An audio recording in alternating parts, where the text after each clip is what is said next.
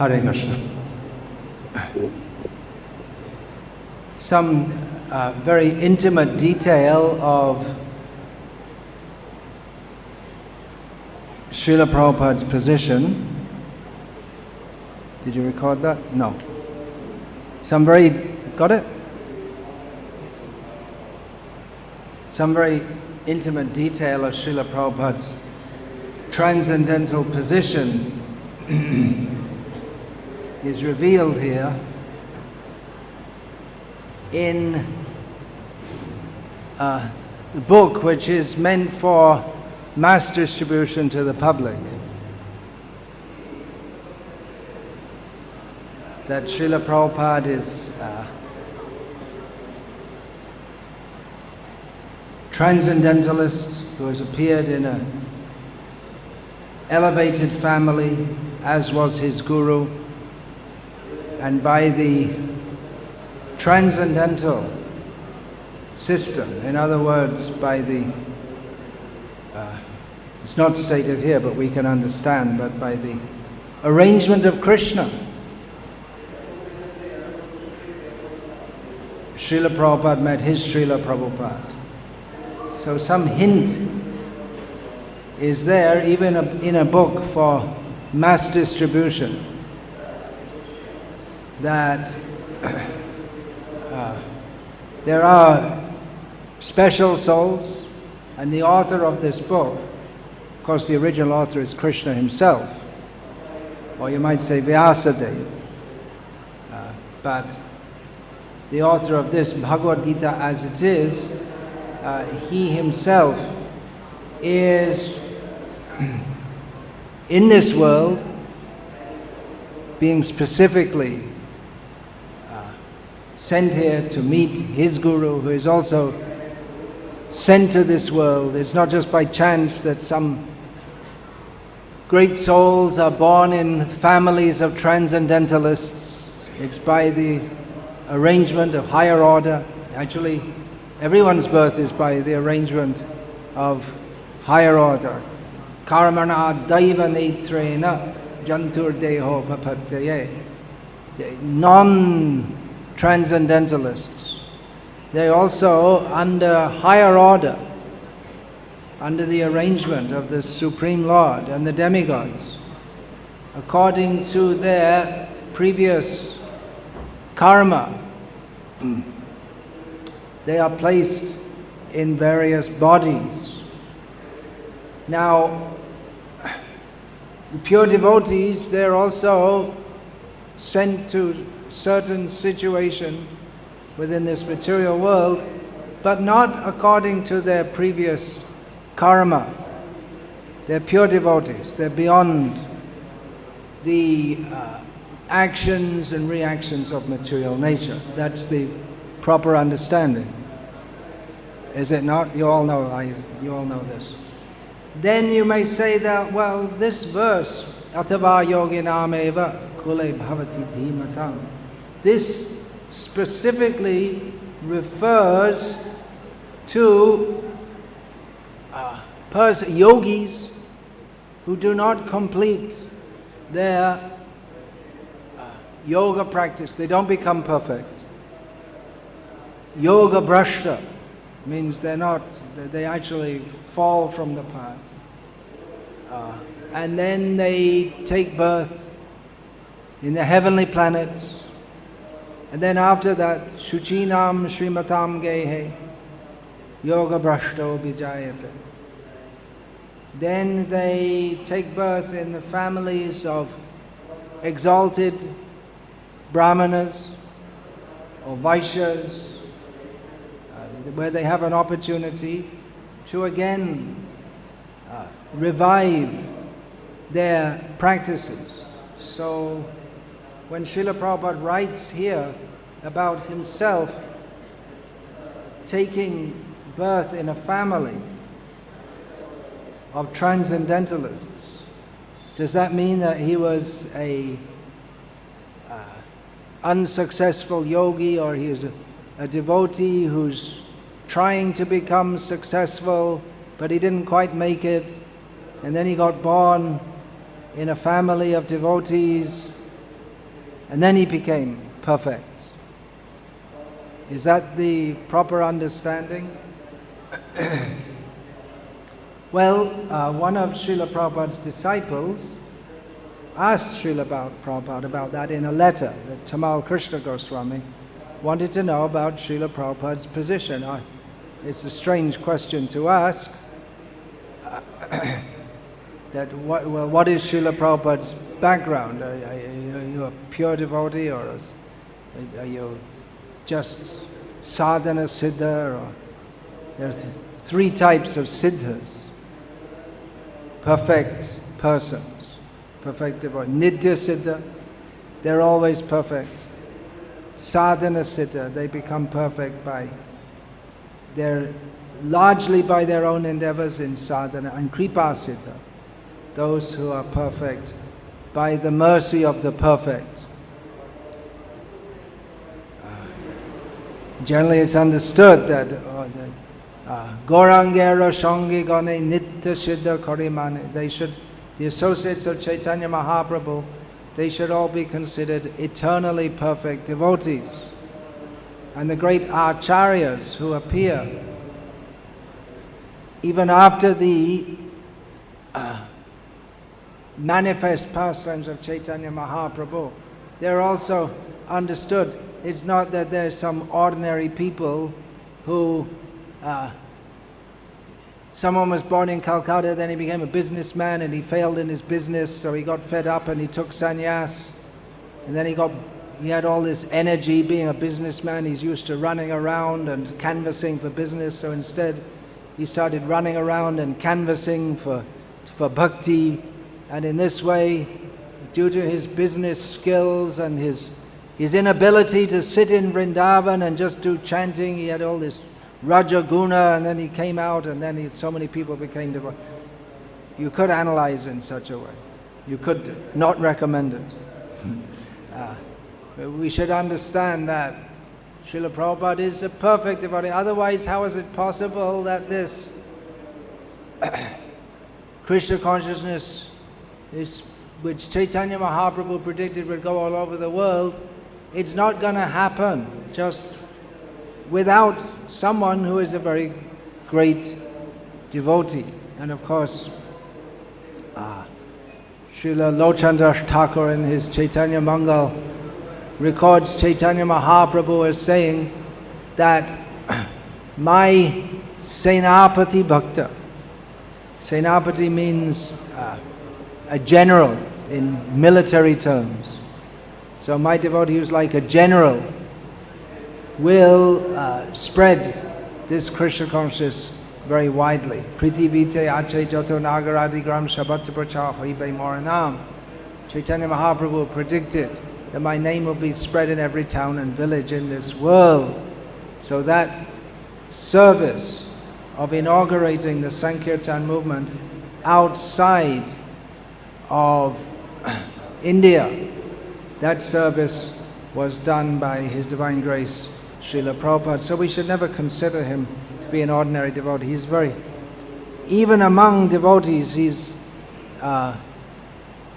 position is unique and special. But then why is he saying that? You see, I was born in a family of transcendentalists. There are some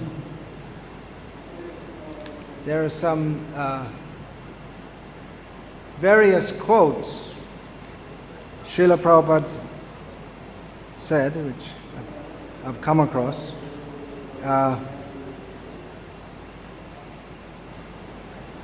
Where did Prabhupada say? It's in some lecture. Let's have a look and see. Yeah, Srila Prabhupada, speaking on the Vyasa Puja day of his own Gurudev in 1974, during his lecture, he said, talking about his own life and how he came in contact with Bhaktisiddhanta Saraswati Thakur, he said, I was transferred from Calcutta to Allahabad for business concern, but I was always thinking of this sadhu, means Bhaktisiddhanta Saraswati Thakur.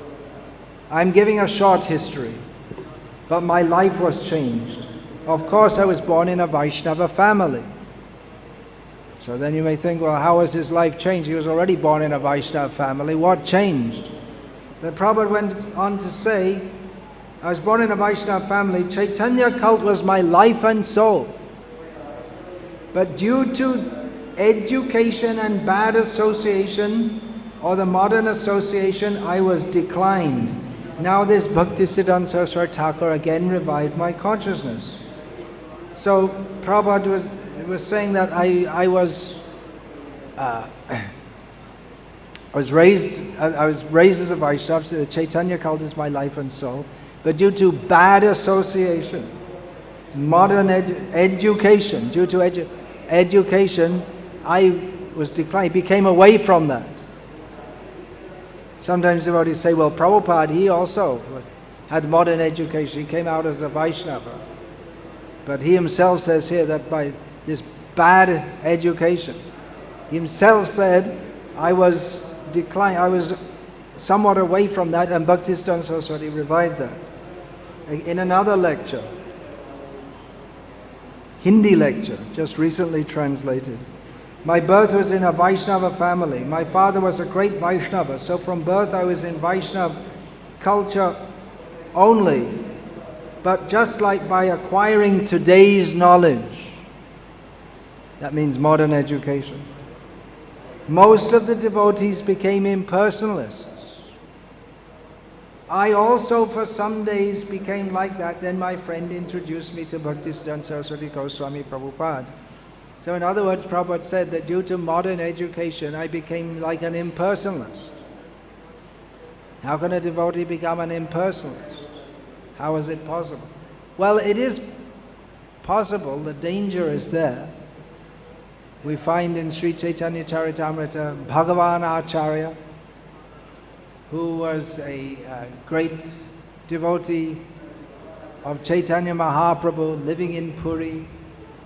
His brother had gone to study in Varanasi, and he came to Puri, and Bhagavan Acharya wanted to hear, oh, my brother, he's become a great scholar. Let's listen. But it was all Mayavad. What do you expect from Varanasi? It's all Mayavad. So then Sarup Damodar, he chastised Bhagavan Acharya that you don't listen to that. This impersonal descriptions are so poisonous that even a great devotee can become affected.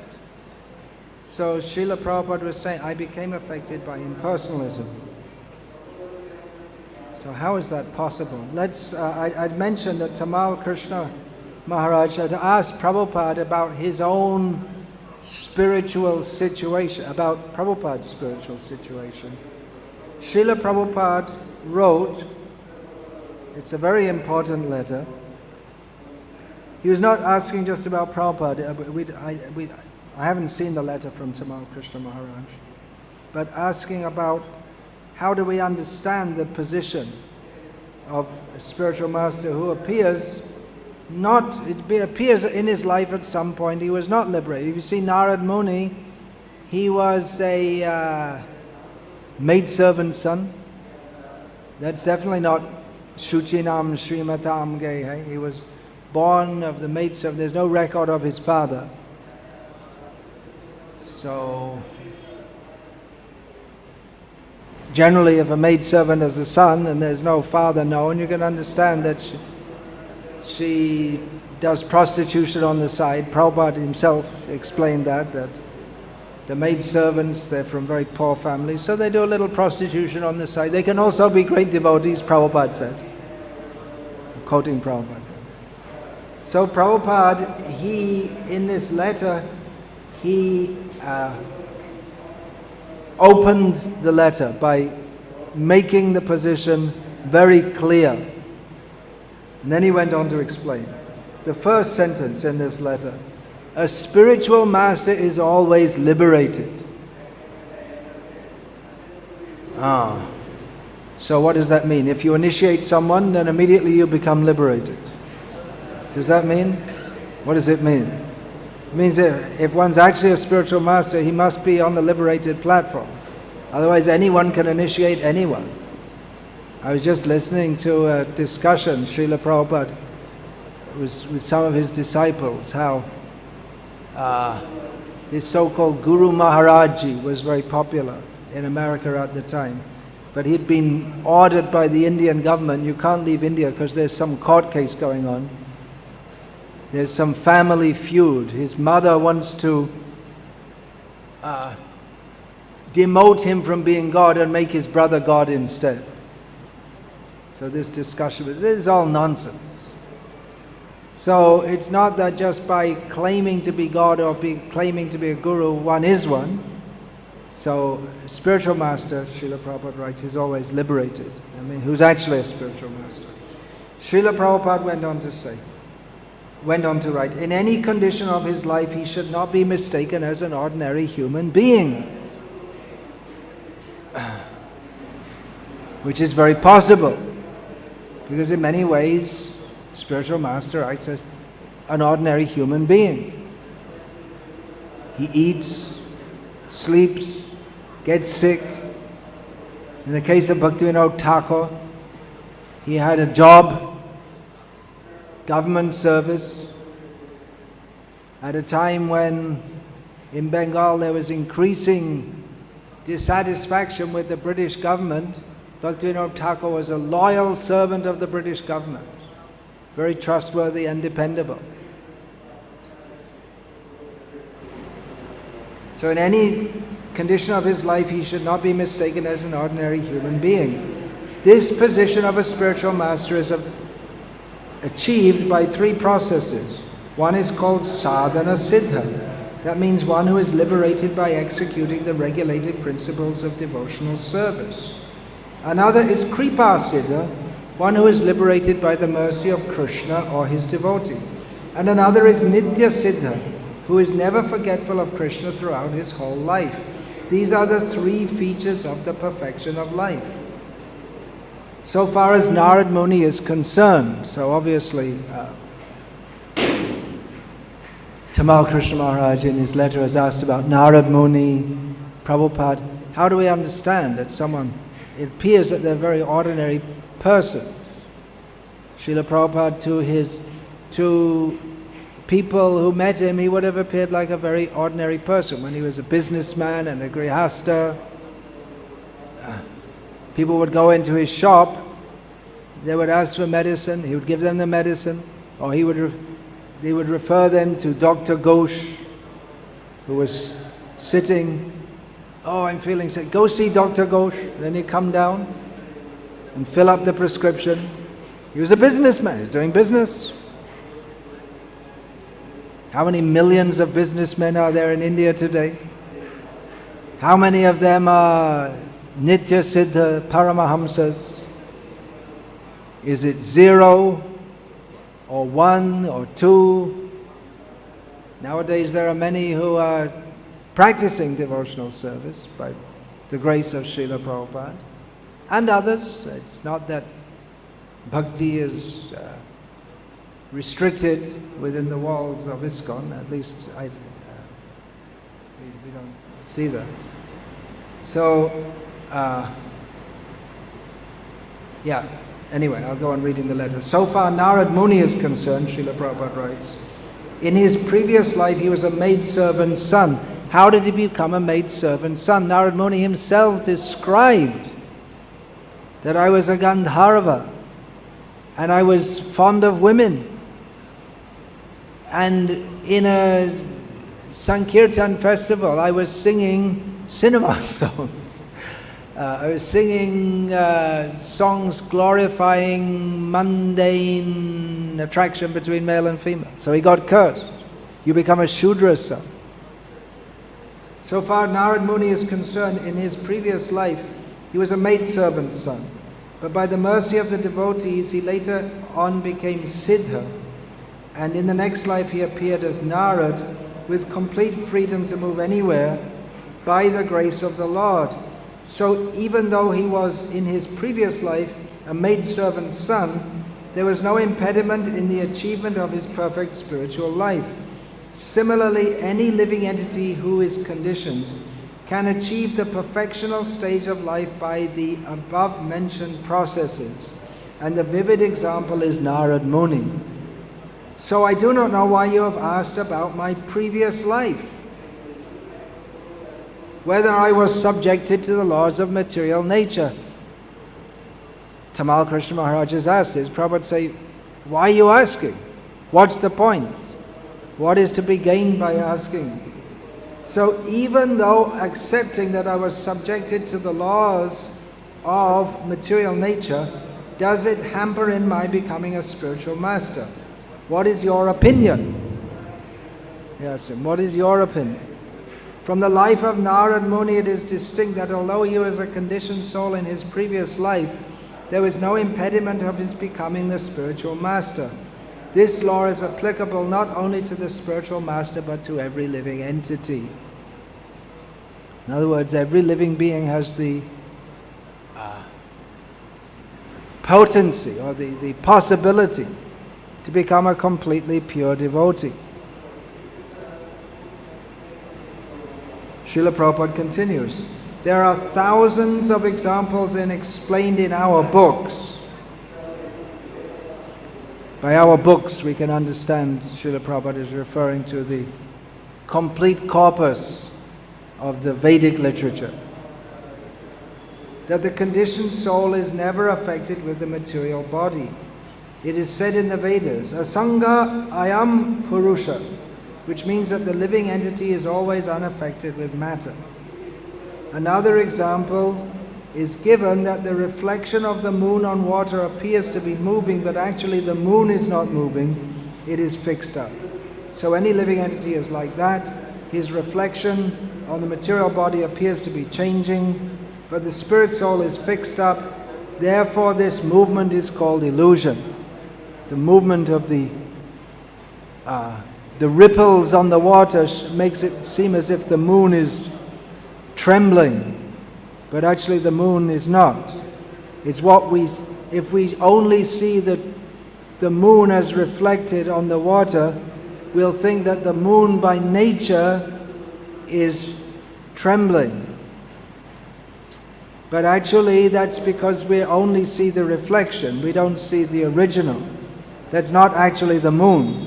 But if we don't look up and see the moon, then we'll only see the reflection and we'll think that the moon is like that. But actually the moon is not, that's not even the moon itself. It appears to be, due to our poor fund of knowledge, it appears to be trembling. But one who has the proper vision, who looks up, who can look up and see the moon as it is, then he'll see the moon is not trembling. What I took to be the moon is not the moon. It's simply a reflection in the water.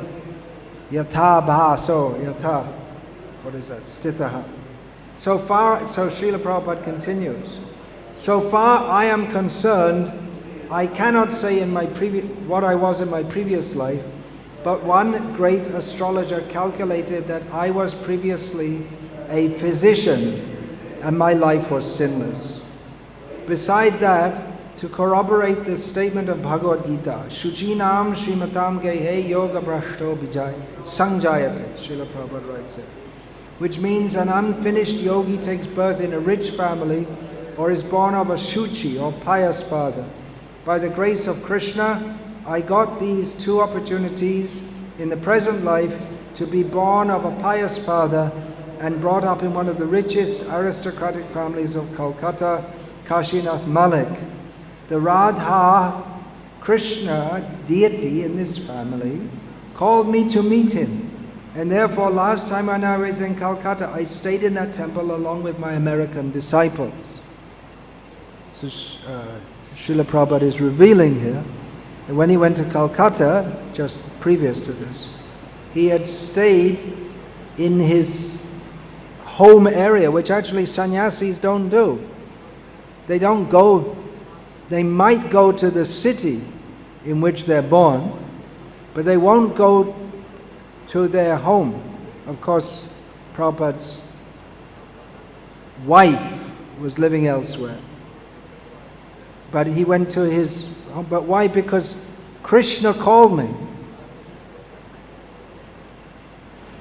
Radha Govinda he called him, that he wanted to see Prabhupada.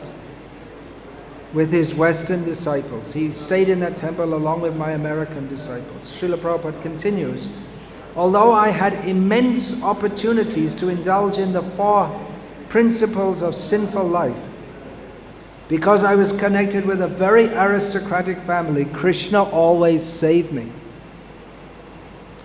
Elsewhere, Srila Prabhupada described that among the aristocratic people of Calcutta, such a family he's born into, it was considered prestigious to keep a prostitute, to have a mistress. Courtesan would be called. It was a common thing in India. Rich men would keep a prostitute, and they would have them dance and sing, and then all the aristocratic men would come. Prabhupada described that he remembered seeing this. He said it was like a bunch of dogs around a bitch. That's how he described it.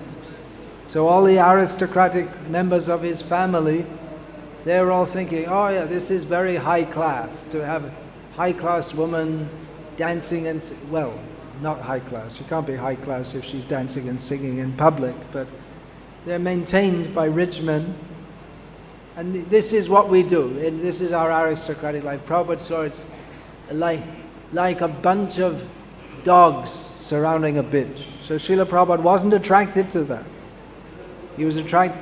That's another part of their culture. They'll have the temple, they'll go to the temple in the morning, and they'll go to the prostitute at night. And it's all part of their aristocratic life. Prabhupada went to the temple. He didn't go to the prostitutes. He had ample opportunity. He said that. Immense opportunities, Prabhupada said. But Krishna always saved me. And Srila Prabhupada writes, throughout my whole life I do not know what is illicit sex, intoxication, meat eating or gambling. He never indulged in any of these things. So far my present life is concerned, I do not remember any part of my life when I was forgetful of Krishna. So to be never forgetful of Krishna, that is the symptom of a Nitya Siddha devotee.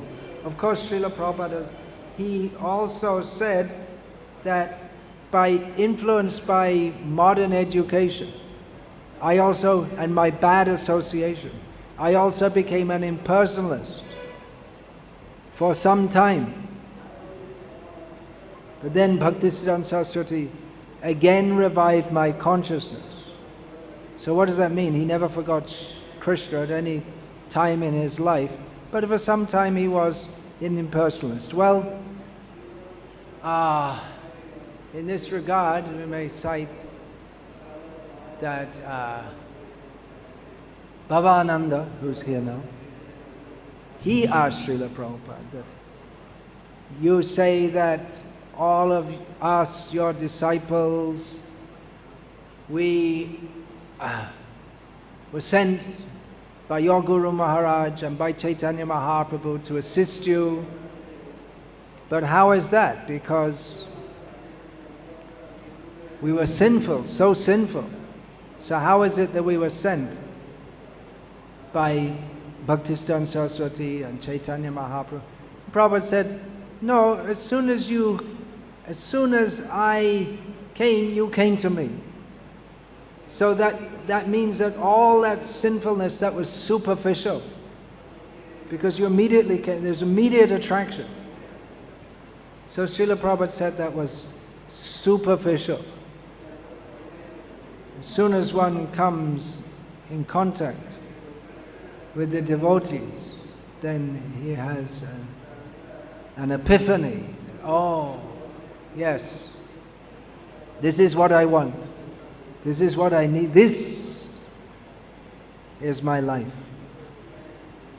So these things may be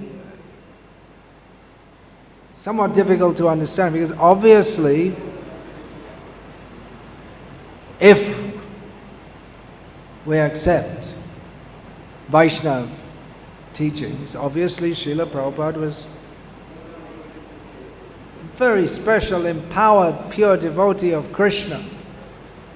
It's not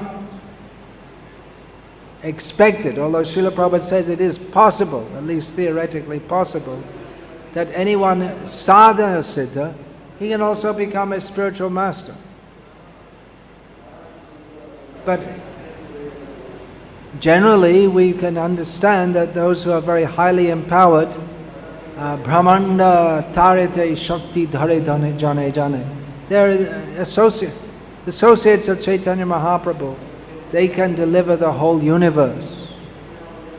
And sadhana siddha gives the idea of someone who's struggling with the three modes of material nature, but they're very trying and gradually become purified and overcome lust and greed and become pure devotees. Vitaraga bhaya krodha manmaya mamupashitaha bahavo jnana tapasa putam madbhavam agataha. This is the description of sadhana siddhas, that they have attachments, material attachments. They're in the atmosphere of fear. They have the tendency to become angry, frustrated, which means a tendency toward impersonalism, but by engagement in devotional service, with cultivating knowledge and austerity, they became purified and they became Krishna conscious, Madbhava, Krishna Bhava. They came to this position. So Srila Prabhupada said, I never indulge in sinful activities. What about Srila Bhaktivinoda Thakur? He himself has described in his autobiography, which he said was not to be widely published, but now it is widely published, that he ate meat and fish and enjoyed that. How are we to understand? Very difficult to understand, because obviously he also is a great pure devotee. Actually, there's no difference between Nitya Siddha, Kripa Siddha, Sadhana Siddha, because by nature the jiva is Siddha. Asango hiyang purushaha, Prabhupada quotes here. So one may be temporarily not in that position. But then again, when one comes to that position, then whatever one may have done previously, that is immaterial. Just like someone may have amnesia, so for some time they forget everything about their life, but then when they recovered, then they go on with life as normal, and the fact that he had amnesia previously, it's not very significant. You may remember, but it's nothing to blame someone for. So Prabhupada says here, it doesn't matter. If someone's acting on the platform of a siddha, if he's fully Krishna conscious, then there's no need to analyze. Is he sadhana siddha? Or maybe a nitya siddha would be better. He is on the position of a nitya siddha, which means actually they are nitya siddha. And in one, it's only some differentiation is made, some technical study is there. Otherwise, if one is in the position of siddha, then whether he was supposedly contaminated previously or not doesn't matter. But that doesn't mean that we should think that Bhaktivinoda Thakur was a materialist, or Prabhupada, he was contaminated, even though he says it himself. For some time I was something like an impersonalist. But we shouldn't think like that. But he thinks like that. he may see like that. But Krishna saved me, my Guru Bhaktisiddhanta Saraswati Thakur, he revived me. So what is the fact? What is the fact actually? We're interested in facts here, we're not interested in some sentiments. What is the fact? The fact is that Srila Prabhupada is a Nitya Siddha, empowered representative of Chaitanya Mahaprabhu, who sees himself, although he doesn't preach about it, there's no point to preach about it. There's no need. Now that we're in devotional service, there's no need to go around saying that, well, previously I ate meat and I drank wine. There's no point. And there's also no use to say, well, previously I was very pious and this and that. I used to go to church. Either way, what's the point? It's wet stool or dry stool. It's not Krishna consciousness. So generally you'll find you sadhus, they don't talk about the sannyasis. They don't talk about their previous life. Prabhupada may do so to some extent, inasmuch as it's connected with devotional service. Otherwise, we're not particularly interested to know how much profit he made or how much loss he incurred in his business. That's not who, or that feature of him is not why Chaitanya Mahaprabhu sent him to this world. That's not our eternal Savior. In one sense, you could say yes. But even though he doesn't have a material side, because he never forgets Krishna, but it may appear like that. So we don't have anything, we're not particularly interested in how he went through business losses, only as much as he tells us. He incurred some business loss. Then he saw, this is Krishna's hand. He has Yaham Anugrahnami Harishe Taddanang Shanai. Tato Jana, what is that? What is it? Tato is. Ato? Tato Adhanam Tyajantyasya Swajana Dukha Dukhitaya. So Krishna says, who I am very merciful to do, I take their wealth away from them gradually. Of course, in this case, as Prabhupada related, it wasn't gradual. His servant plundered the business. His trusted servant plundered the whole business and just left him with a bunch of loans and nothing. So, and then seeing him penniless, his family members become unhappy. So that's the mercy of Krishna. So Prabhupada, he saw Krishna in that. That much we can see. We don't have to investigate all the details of how his servant cheated him and how Prabhupada tried to recover the situation. There's no point in any such thing. We know him as the representative of Chaitanya Mahaprabhu, Bhaktisiddhanta Saraswati Thakur, who came and saved us. That we know. Even all the Acharyas, they may appear to have some material side, or they may appear to be performing sadhana. Srila Prabhupada said about his own guru that he went through intense austerities to found this movement. Sitting here in Mayapur, Srila Bhaktisiddhanta Saraswati Thakur, he chanted Shata Koti, that's 1,000 million, 1 billion holy names over a period of 9 years. That's mostly what he did. He chanted, sat here and chanted. He was feeling discouraged from so many sahajiyas. He was trying to preach. He had the message of the truth, but people weren't interested. Not only were they not interested, They were trying to suppress him. He didn't find any way to go forward. So he sat in Mayapur and chanted.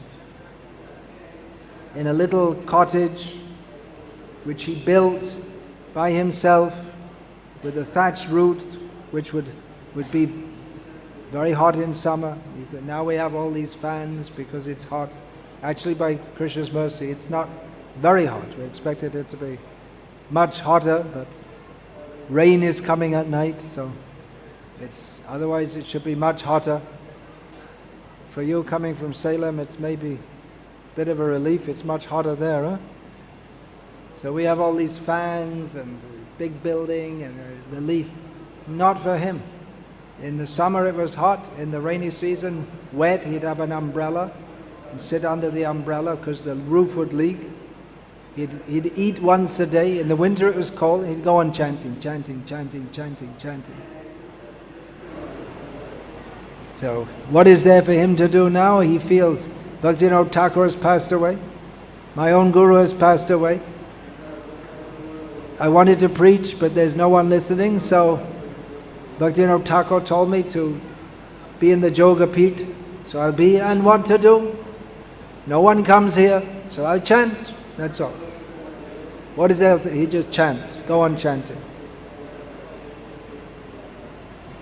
So Prabhupada said he went through much austerity to establish this movement. Does that mean that he didn't have the power to do it?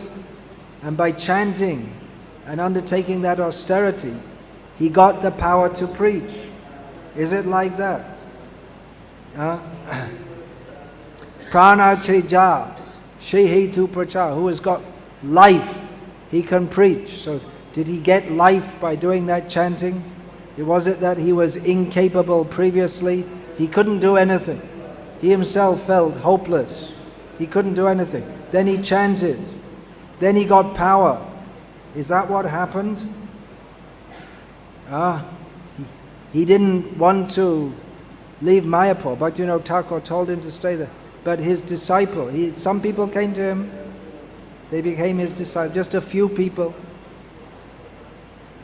Kunja Bihari said, you come to Calcutta. And practically, as the story goes, he practically had to be dragged to Calcutta. You come and speak here, then I'll bring so many people to hear you.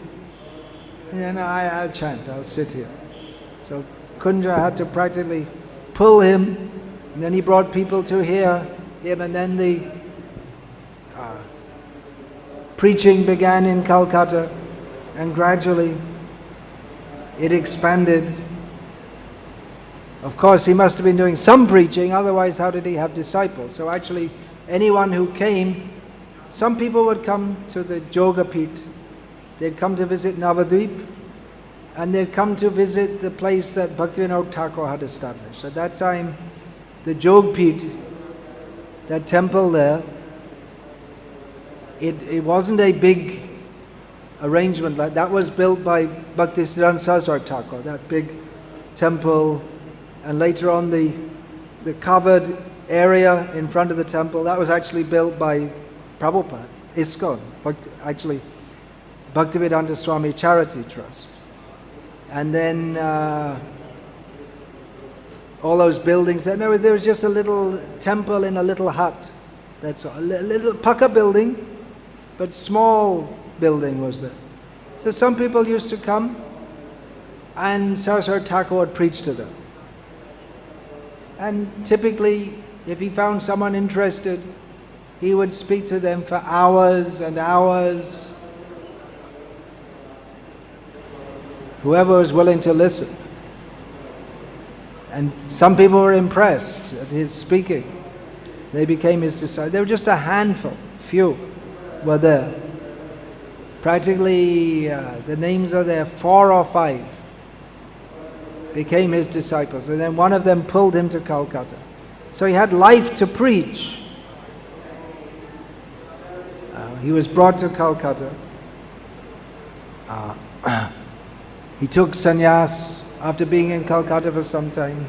Here in Mayapur, he took sannyas from a picture of his Diksha Guru. unusual. Then he had the idea, taking sannyas. Why did he take sannyas? He's already fully absorbed in chanting the holy names. He's already making disciples. He took sannyas to preach. There's no need for him to take sannyas. It wasn't that he was going from, he was taking sannyas so that he could practice being more renounced. You couldn't be more renounced than he was. No one can do what he was doing. Just eating some, when we say rice, we think of some nice white rice special, but they're just the local rice, the big fat rice, which only the village people, that kind of rice he was in. They had all this special rice, that's for the city people. He himself was a city person, but he came and lived in Mayapur. You can imagine there'd be so many snakes there and scorpions, and no pujaris would stay. He'd have to pay a pujari. He couldn't do the puja himself. Bhaktivinoda Thakur made the system. Only brahmanas, that's the system, that's the caste brahmana will do. So you have to pay someone. No one will stay even by paying them. What will they do? Sitting in Mayapur, there's nothing to do except be Krishna conscious. There's no big festivals, they're just doing the aratis. They'd all run away one by one after stealing whatever little money was given as pranami. So it's a very difficult situation for him in so many ways. No one could imagine. And he took sannyas for preaching, and for preaching he gradually got big buildings and motor cars and meeting with all aristocratic people. And people said he was better off before he took sannyas. Sannyas is supposed to be for renunciation, but he was more renounced before. But actually there's no difference before or after in his own consciousness. Just like Srila Prabhupada was a businessman in Allahabad, and later he became the world famous Acharya. Internally he was the same person. He was completely surrendered to Guru and Krishna.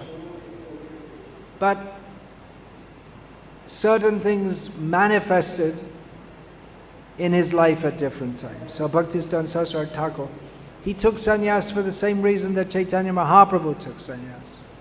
So that people would listen to him, they'd give some importance to what he had to say.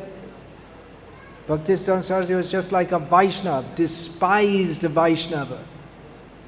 These Babajis, they were despised by the aristocratic class as being lechers, lampat, womanizers, very despicable, lowest class of people. And actually they were mostly from the lowest classes. But sannyas was respected in Bengal. Why? Because of the Ramakrishna mission. They're sannyasis especially. They were highly respected, all from high-class families, well-educated. So Bhaktisiddhanta Saraswati Thakur took sannyas. People would listen to him. He has something to say. He took sannyas for that reason. And then he made a situation in which aristocratic, educated people would listen. He knew they weren't going to come and sit in some little hut in a field, so he had a house in Calcutta with furniture. Again, sannyasis don't use furniture. They may sit on a wooden seat this high. You've seen the Madhva sannyasi? They have a seat this high, little wooden seat. That's it. That's what they sit on. That's their furniture. That's the total extent of their furniture. They don't sleep on beds. This is all sense gratification. Bed in Bengal, now previously that would you have a few pieces of wood and you hammer them together and that's a bed. Not that it's all fancy and polished, just some rough wood and that's a bed. It's quite practical in the rainy season because you're less likely to get bitten by a snake who crawls into your house. So it has some practical use also. But sannyasis don't sleep on beds.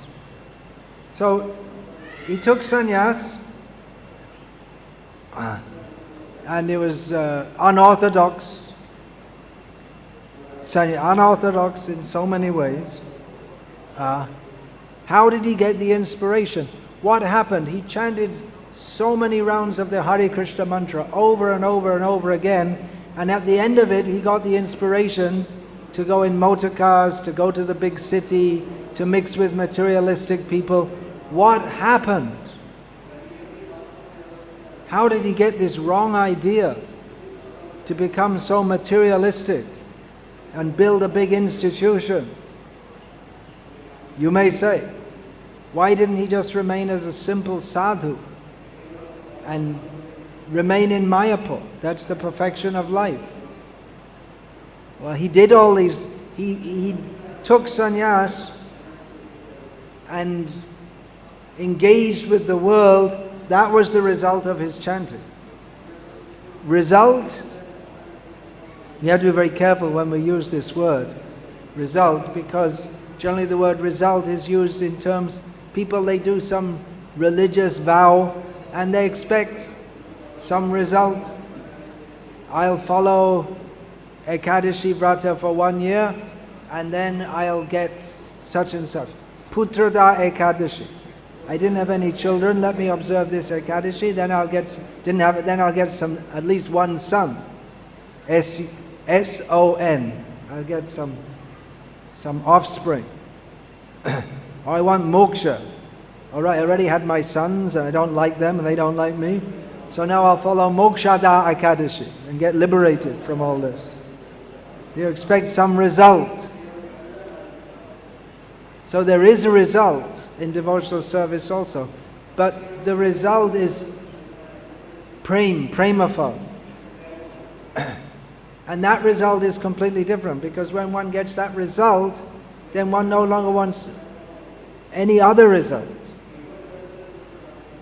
It's something not exactly to attain, because Nitya Siddha Krishna Prema Shadha Kabunai Shavanadi Shuddha Chitta Kariye Udoy. It's already there. In one sense, we don't become Krishna conscious. It's a manner of speaking, but it is revived by the process of hearing and chanting about Krishna. Of course, this is a very controversial point.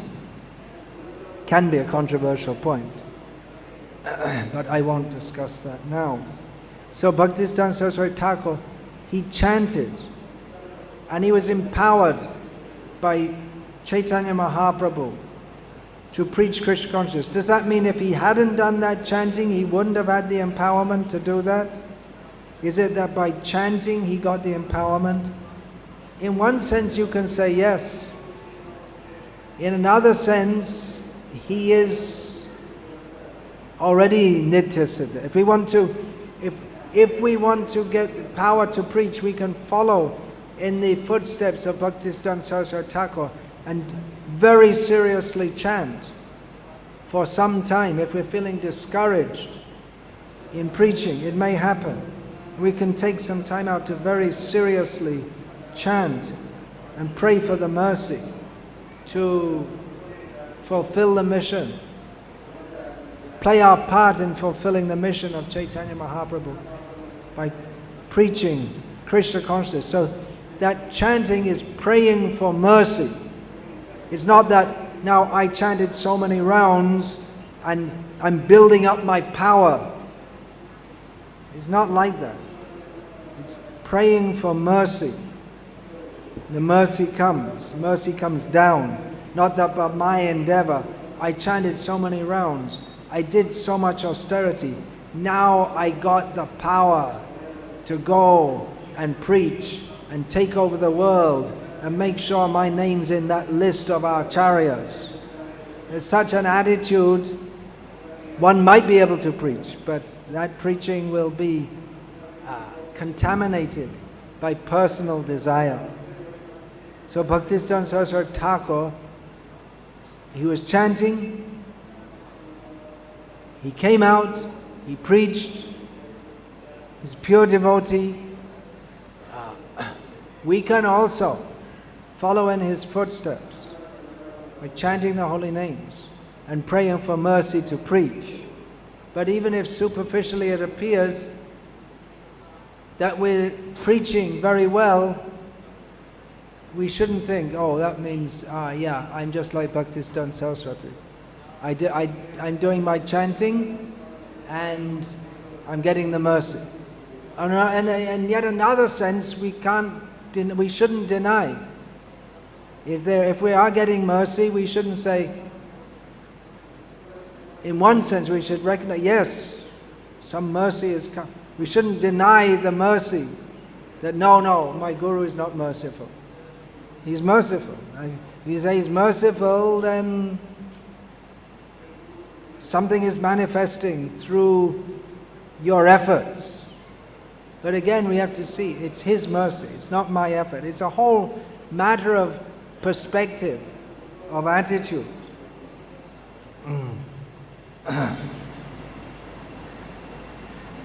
Looking back, we can say that Bhaktisiddhanta Thakur, he got power to preach by that chanting in a mood of helplessness. But at the time, what was he thinking? Was he thinking, now I'm going to chant in a mood of helplessness, and I'm going to be empowered, and I'm going to go out and found 64 Gauriya Maths and establish the teachings of Bhaktivinoda Thakur in the world. I'm going to fulfill the desire of my Guru. Was he thinking like that? Did he know what would happen in future? Or was he, as he himself said, he was chanting, feeling helpless, hopeless? But he became hopeful after he had a vision of Chaitanya Mahaprabhu and all his associates and all the previous Acharyas and his own gurus, Bhaktivinoda Thakur and Gaur Kishore Das Babaji, telling him, go and preach, don't be disappointed. He was feeling disappointed. Now you go and preach, we're with you. So then he became inspired to go out and preach. When he was chanting, he was feeling hopeless and helpless. But he was, so from one perspective we can see, he's sent to this world. Bhaktivinoda Thakur prayed that some representative of yourself, ray of Vishnu, he's praying to Jagannath, to Krishna, send some representative to carry forward this movement. That person was Bhaktisiddhanta Saraswati. But from his own perspective, he was feeling hopeless, helpless, chanting in helplessness. When we look back, we can see what we may not see at the time. So many people. I was in Allahabad just in November 1977. No, it's October 77. I was with our devotees distributing Srila Prabhupada's books then. And several people I met, they said, oh yes, I knew your Guru before he went to the West. Several people told me that actually I advised him to go to the West and preach. Just maybe they did, although it's very unlikely. Maybe they did, but it was Bhaktisiddhanta Saraswati Thakur who inspired him to go there. And at the time when he was a businessman in Allahabad, was he a businessman in Allahabad? My Guru is a businessman in Allahabad. And my Guru is an eternal servant of Krishna in the spiritual world.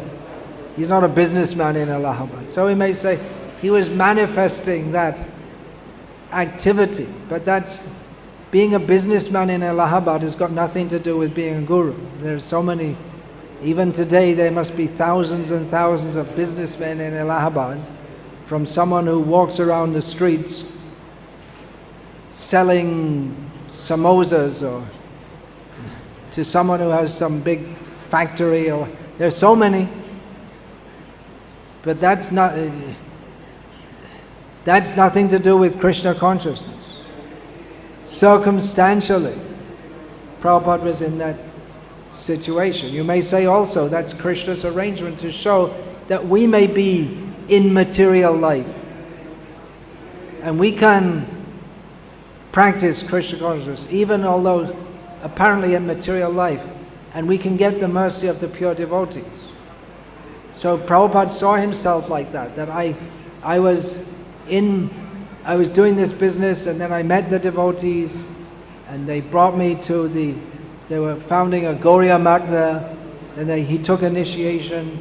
So from Prabhupada's perspective, Bhaktisiddhanta Saraswati Thakur saved him, revived his Krishna consciousness. On the other hand, he's sent by Krishna. When we look back, we can see it's all a pastime of Krishna to arrange all of this. But from Prabhupada's own perspective at that time, he had been influenced by bad association. And he was away from Krishna consciousness. Actually, when he was in Allahabad, he'd already met Bhaktisiddhanta Saraswati. So from 1922, when he met him, his whole outlook changed to again become purely, solely focused on Krishna consciousness. But for some time, he went through a period where it seemed his Krishna consciousness wasn't very strong.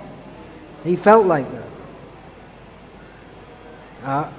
Bhaktivinoda Thakur, more grossly. What about Bhima? Does he all Bhima of the Pandavas? He's pure devotee of Krishna. He vowed to drink the blood of Dushasan's heart. And he did. What happens when you become a pure devotee? Oh, you rip someone's heart out and drink the blood. Is it?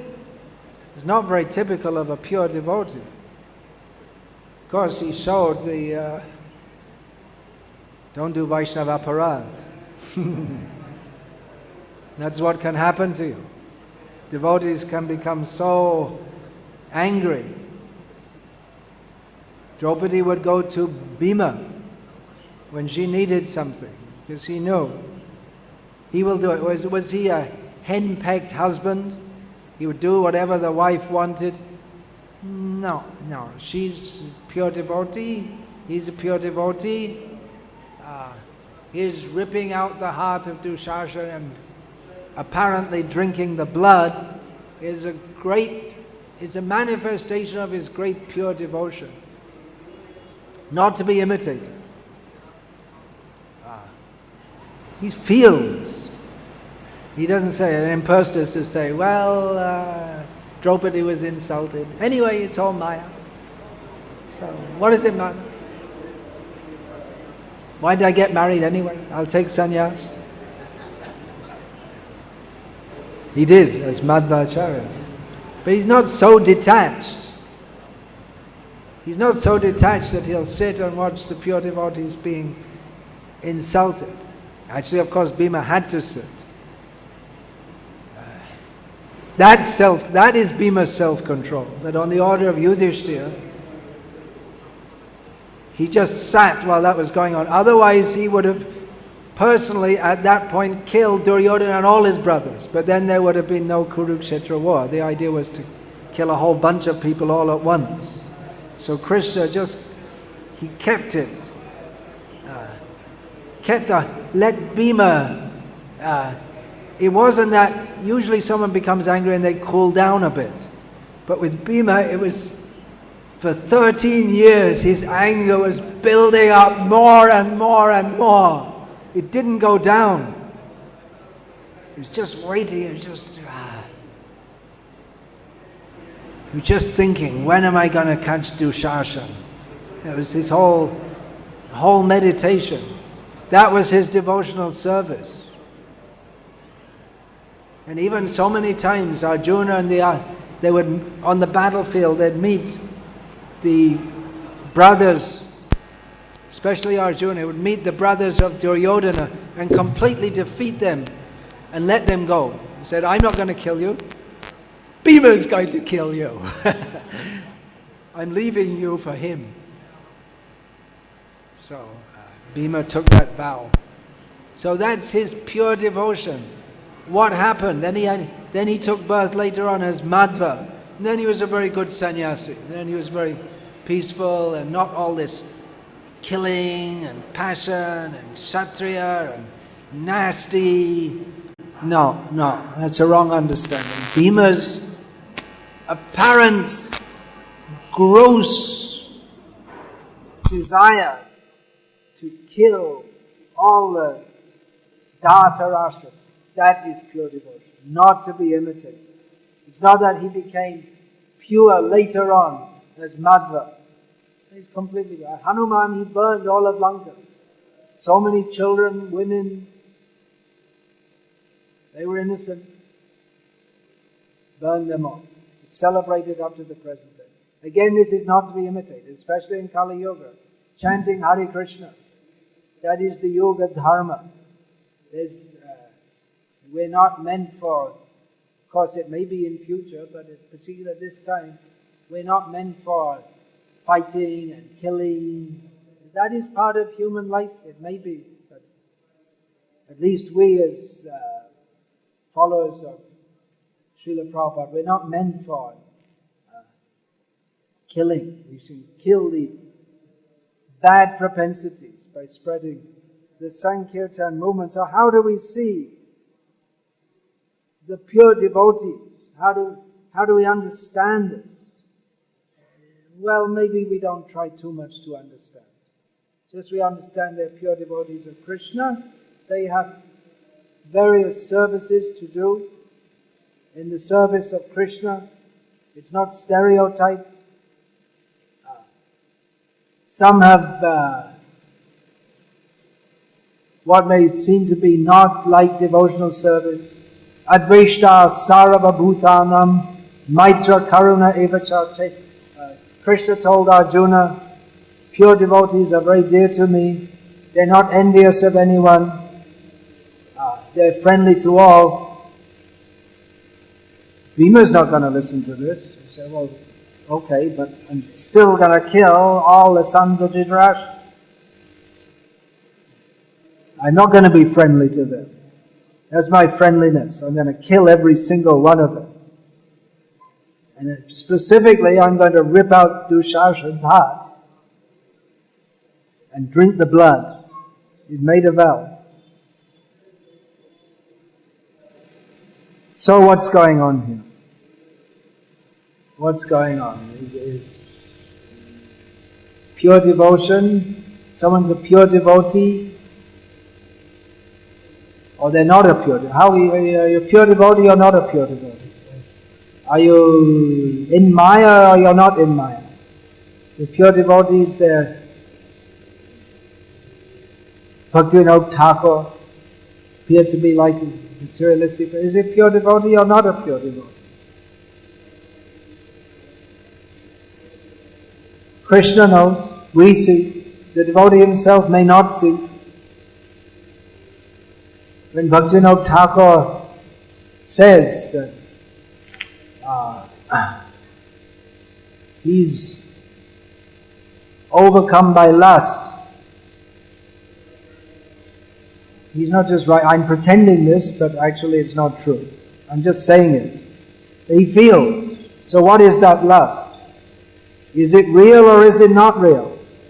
It's an arrangement of Krishna. It's not really lust. But Bhaktivinoda Thakur, presumably he experienced it. It's just like impersonalists and Buddhists. They say, well, nothing's real. So what's the philosophical reply to that? Kick them in the face with boots. That's the philosophical reply. So they can say it's not real, but it damn well hurts. So you can say, well, it's painful, but it's an illusion. Well, you may say it's an illusion, but you experience it. There's a difference between not being kicked in the face boots with boots illusion and being kicked in the face boots illusion. One doesn't hurt and the other one hurts. It's actually experience. So although in one sense you may say everything in this world is an illusion, but pain is experienced.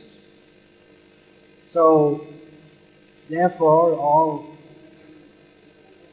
real philosophy begins with understanding that we're in a position of suffering, how to get free from that.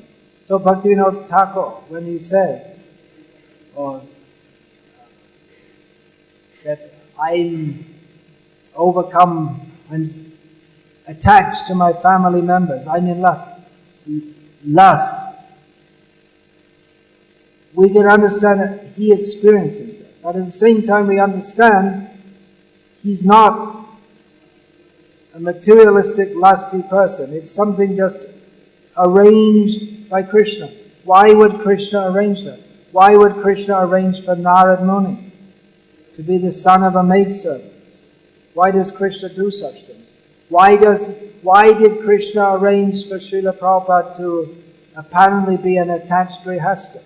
Why didn't he just come down from Vaikuntha on an airplane, and then so many more people would have been following him?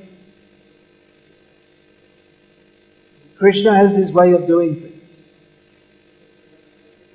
He sends people to this world as his representatives, and in many ways they may appear to be like people of this world.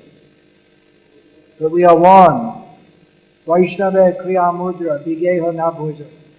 Don't judge a Vaishnava as being an ordinary person. Now this becomes a sensitive topic. Srila Prabhupada wrote, I just quoted that, the spiritual master is always liberated. So does that mean that someone's initiating and they're also having sex with their disciples? But is it just Leela? You have to discriminate also. That's a test. 4 regulated principles. Someone who's not following this can't be accepted as a spiritual master, as a pure devotee. So these are all very subtle points. We have a spiritual master might seem to be in so many ways like an ordinary person. We are warned by Krishna himself, Acharyas mang vijaniyam navamanyeta karhiche namarita buddhya suyeta sarvadeva mayo guru. Do not think the Acharya do not think of him as an ordinary person. Don't be envious of him. Take him to, understand him to be me. Krishna has appeared. Bhaktivinoda Thakur said that about his Diksha Guru. Krishna appeared before me in the form of my Diksha Guru. Don't think of him as an ordinary person. Now, as Srila Prabhupada said to his own disciples, some of you in future, you will also have to take this role of initiating. So I can say to all of you here, at least some of you here, you'll also have to do that. So now you're listening, Acharyas mang vijaniyam, and you may be thinking, oh yeah, that's right. I shouldn't be envious of the Acharya. But what if you are the Acharya? How do you see this verse? What do you think? You think, yeah, I remember that. But you have to teach that also to your disciples. And what is the meaning of that? But yeah, I still struggle in my rounds and I don't feel very liberated. What should I do? Go and sit in Mayapur for 9 years and chant, non-stop. But then Chaitanya Mahaprabhu's order comes into cyclic succession. Jare Deko Tare Koho Krishna Upadesh. We have to go out and preach. So, what should I do? And how should your disciples see you? Should they see you as, yeah, I remember him, yeah. Yeah, now he's a guru, but I know what he was like before. So, yeah, you're a disciple, you know, but I know actually, he's not, he's just an ordinary person. But in our Vaishnava culture, no one will say like that. They know this principle. Who is initiating, they give special respect for performing that service. Guru is always to be seen as good as Krishna. From his own perspective, what is his own perspective? Jagai madhai hoite muise papishta, purishe kita hoite muise logishta. Jai mora naam sune, tara punna khoi. Jai mora naam loi, tar papa hoy. Krishnadas Kaviraj, who's the medium through which the ecstatic prema of Chaitanya Mahaprabhu, some drops of it, as he himself said, have been captured for the benefit of the world. He is that person through whom Chaitanya Mahaprabhu's mercy manifested as Sri Chaitanya Charitamrita and Govinda Lilamrita. He says, I am more sinful than Jagayan Madhai, lower than a worm in stool. Anyone who hears my name loses all their pious credit. Anyone who says my name becomes sinful by doing so. This is impossible to understand.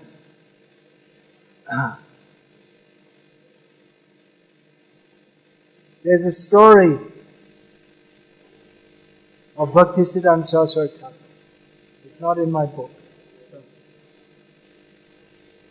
he used to walk up and down this road in the evenings with his disciples. And one old man used to regularly yell at him whenever he walked past. And Bhaktisiddhanta Saraswati never paid any attention to him. And his disciples, they were very angry at this man. And they wanted to shut him up. Saraswati Thakur, just leave him, let him go. Then, as old men do, that old man died. And the disciples came and they were saying, oh, he died, very good. And he had Bhaktisiddhanta Saraswati Thakur was not happy. He said, oh, now there's no one to yell at me. There's no one to tell me what a fool I am.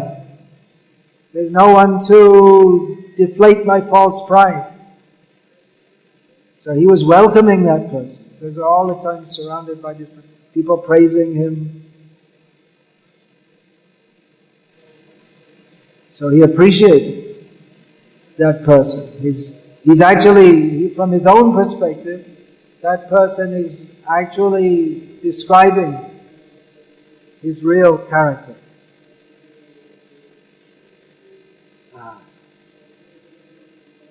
So, how are we to understand these things? The devotees themselves feel themselves to be very fallen. Can we deny that? They have that experience. From our perspective, they're completely pure devotees. So what is true? What is the fact? The fact is that they're completely pure devotees. If you ask Bhaktivinoda Thakur himself, he'll say the fact is that I'm a very sinful person. So what is correct? How can you say Bhaktivinoda Thakur? Of course, Bhaktivinoda Thakur also says, Amita Shananda Shukata Bashi Radhika Madhava Charana Dasi. I'm a resident of Swananda Sukata Kunj. I'm a servant at the lotus feet of Radha and Madhava. So he also says that. So we will see, we'll emphasize that.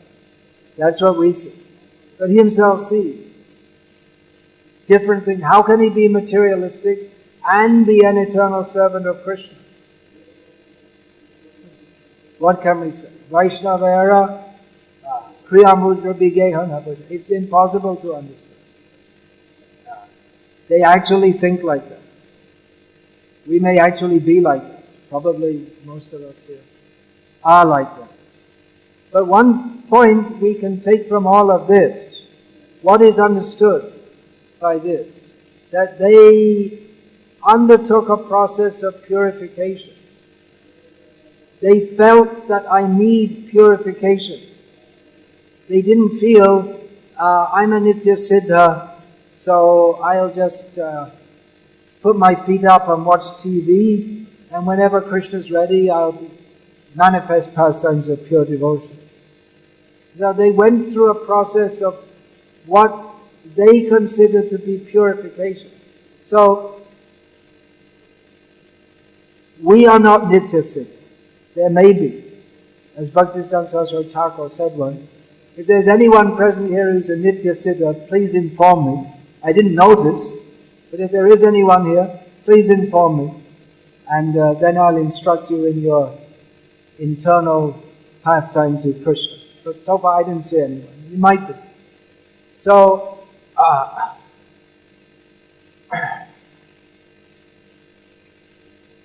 at the same time, there's no obstruction, as Prabhupada in this letter he says.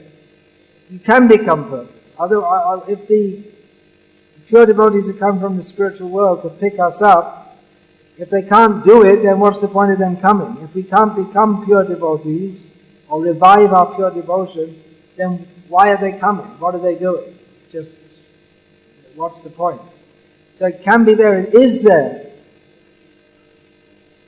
But what we have to go through, what intense purification, what intense absorption we have to go through. So Chaitanya Mahaprabhu has given a very easy process, but it's not a cheap process. And the great devotees, they demonstrate that.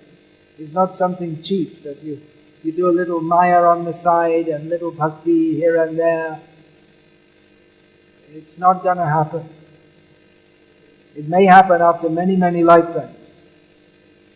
But if we want to take the mercy of Chaitanya Mahaprabhu now, then we have to apply ourselves to the process. This much we can understand. From the pure devotee's own perspective, they had to go through so many things, so much purification. They had to take the mercy of their Acharyas.